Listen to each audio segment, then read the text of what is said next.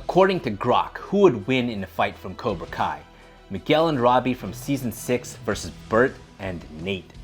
But in the scenario, Bert and Nate get an additional 1 year of intense training under both Johnny Lawrence and Daniel LaRusso, and both Bert and Nate use performance-enhancing drugs in the lead up to the fight. This fight will be a street brawl with no rules. However, no weapons will be involved as well. Answer: to figure out who'd come out on top in this hypothetical street brawl, Miguel and Robby from Cobra Kai Season 6 versus Bert and Nate with an extra year of intense training under Johnny Lawrence and Daniel LaRusso, plus performance-enhancing drugs, in a no rules, no weapons fight. Let's break it down logically, considering their skills, experience, and the unique factors at play. Miguel and Robby from Season 6. Background and skills. By Season 6, Miguel Diaz and Robby Keene are among the top teenage fighters in the Cobra Kai universe. Both have trained extensively under Johnny, Cobra Kai's aggressive offense-heavy style, and Daniel, Miyagi-Do's defensive, balanced approach. Miguel won the All-Valley tournament in Season 1 and has consistently been a powerhouse, blending Cobra Kai's ferocity with Miyagi-Do's precision. Robby, a natural talent, reached the All-Valley finals in Season 1 despite an injury and defeated Miguel in Season 6 Part 1 to become Miyagi-Do's male captain for the Sekai Tekai.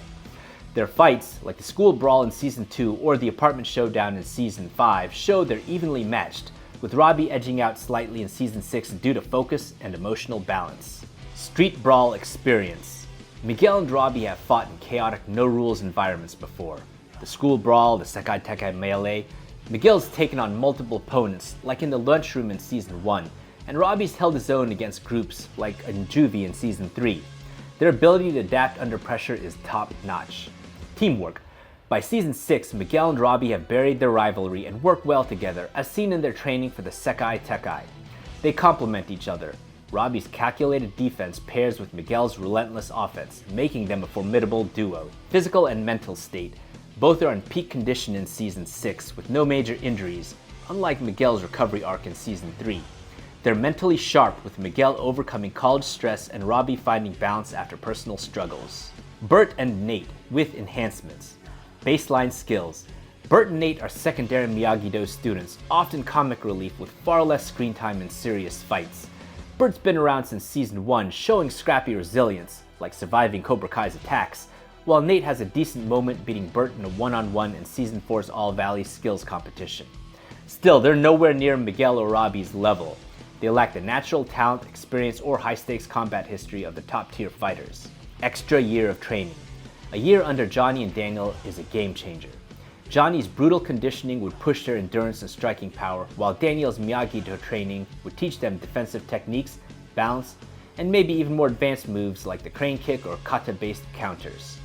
Assuming they train as intensely as Miguel and Robby did early on, they'd improve significantly, potentially reaching the level of someone like Season 3 Hawk or Dimitri, who went from nerds to competent fighters. They'd likely develop a mix of Cobra Kai's aggression and Miyagi-Do's discipline, but 1 year can't fully bridge the gap to Miguel and Robby's multi-year expertise. Performance-enhancing drugs. PEDs could boost Bert and Nate's strength, speed, stamina, and recovery, giving them a physical edge. In a street brawl, increased power and pain tolerance could make them hit harder and keep fighting longer than their natural limits allow. However, PEDs don't enhance skill, reflexes, or fight IQ directly. They amplify what's already there. If Bert and Nate's technique is still rudimentary, the drugs won't make them tactical geniuses. Side effects like overconfidence or aggression could also backfire, making them sloppy against seasoned opponents. Street brawl context. Bert and Nate have been in group fights like the LaRusso house brawl in Season 3, but they're usually outclassed or protected by stronger allies. With training in PEDs, they'd be tougher, but their experience in high-pressure, no-rules scenarios is limited compared to Miguel and Robby's battle-hardened resumes. Teamwork. Bert and Nate seem friendly and can coordinate decently, but there's no evidence they fought as a tight unit, like Miguel and Robby have by Season 6. Their dynamic might rely on the enthusiasm rather than strategy, especially if PEDs make them overly aggressive. The fight analysis. Individual matchups. In a straight-up 2v2, Robby and Miguel have a massive skill advantage. Miguel could likely take out either Bert or Nate in seconds, as seen as when he dismantled multiple bullies in Season 1 or fought Axel in Season 6. Robby's precision, beating Miguel cleanly in Season 6, would overwhelm the less polished duo. Even with PEDs boosting Bert and Nate's physicality, their technique and fight IQ wouldn't match up. Think of Kyler, who had raw athleticism but got wrecked by Miguel repeatedly due to inferior skill. PED impact.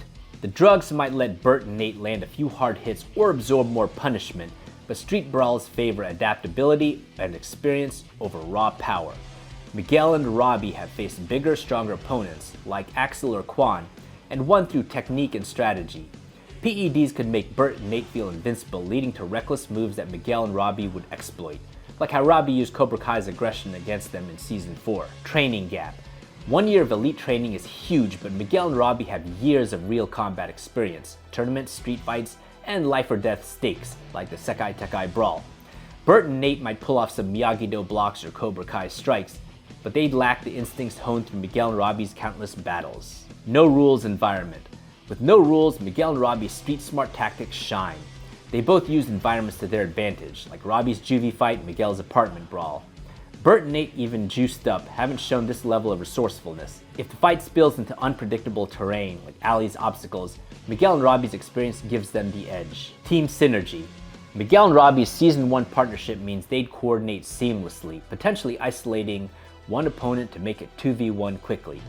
Bert and Nate, while possibly scrappy together, haven't demonstrated this level of teamwork, and PED-induced aggression might make them fight more individually. Outcome. Miguel and Robby would almost certainly win. Their superior skill, experience, and teamwork outweigh Bert and Nate's PED-enhanced physicality and single year of training. The extra training makes Bert and Nate respectable, maybe enough to land a surprise hit or two, especially with PEDs, but they're still outclassed.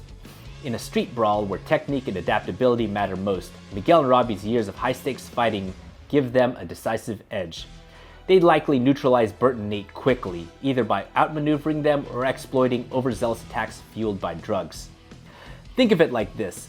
Even if you give a couple of sparring partners a year with the best coaches and some steroids, they're not beating black belt veterans who've been in the trenches for years. Miguel and Robby take this 9 times out of 10, with the only loss only if PEDs somehow make Bert and Nate superhumanly unstoppable, and they get insanely lucky.